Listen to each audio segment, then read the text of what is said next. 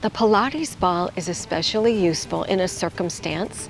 Can I speak candidly about sexual positions and things like that? In a circumstance where the camera, let's say, is where the camera is here, and a person is on their knees, doggy style, okay? So we can imagine a person in the receiving position on their hands and knees, and the camera is there, and then a person's behind them in the providing position, we'll call it.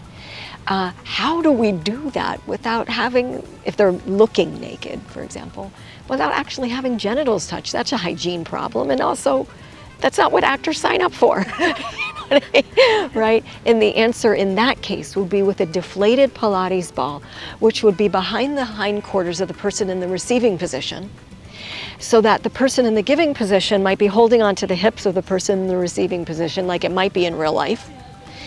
And they can press their pelvis against their scene partner and do the movement that looks like intercourse, but their bodies aren't actually touching at all. So it creates the magic of, movie making, where that looks completely real.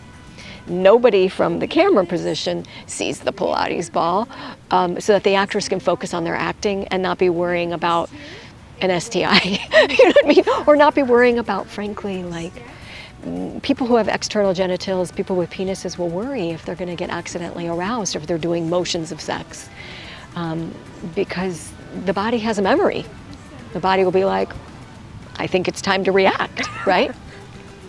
A joke that many people with penises will say when I'm having one-on-one conversations with them is they're like, I don't know what to do. I want to say to my scene partner, I'm sorry if I do, and I'm sorry if I don't. And you get the joke. The idea being like, I don't want to insult you, but also these are the most unsexy moments. Typically, they're awkward, typically super awkward, and people want to get them over with as soon as possible. It is rare for people with penises to get aroused because it is so effing awkward. It's a worry that people with penises have. Constant worry, but it rarely happens. That's correct. That's correct. It's a worry because, people with penises in their earlier lives had many times when in class or just as the bodies are going through adolescence where erections are happening and they're not on purpose, and there's a lot of feelings that can come up for younger people as they're navigating their bodies. So here's how I handle it. First, when I speak with the director, which is my first order of business, is to talk to the director about their vision for the scene, is to say that the actors will know that they can take a break if they need a break. And that's how we handle it. So everyone in the scene, every actor I talk to one-on-one, I will say, hey, if somebody has an erection accidentally, we can just take a pause, take a breath, take a break. Take a drink of water, just stop for a moment and give that person a chance to focus their attention elsewhere. That's it. So nobody needs to tolerate pretending something isn't happening when it's happening. Okay. But generally, when we do that prep, it helps to lower the stress of the person with a penis. They're like, okay, at least we have a protocol. At least I don't have to pretend this isn't happening because we're doing a scene that involves my genitals. Who knows what's going to happen? Human bodies are funny. But everybody has a protocol, and it generally is never an issue. And it was the most fun weekend of training I've had, is that my colleagues all flew or met in one particular city, took over a house, an Airbnb, and practiced choreography. We worked on scenes, we were given scenes, and then the way we would practice is like, okay, you're the intimacy coordinator, here are your two actors, here's the scene, there's the camera, what are you gonna do?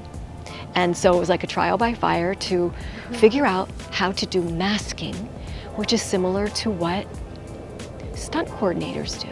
The punch, that we don't actually make contact with our scene partner, of course not, but the scene partner responds, or where the camera is placed, you can't see where the connection was because the person who's punching's head is in the way, and so it is faked. Same thing with simulated sex, we fake things. It's hilarious. Yeah, like placing objects in front of the camera and whatnot. Often the object that is blocking is a actor's body part. For example, if there was a scene where one person is doing hand sex on another person, a hand on genitals type of scene.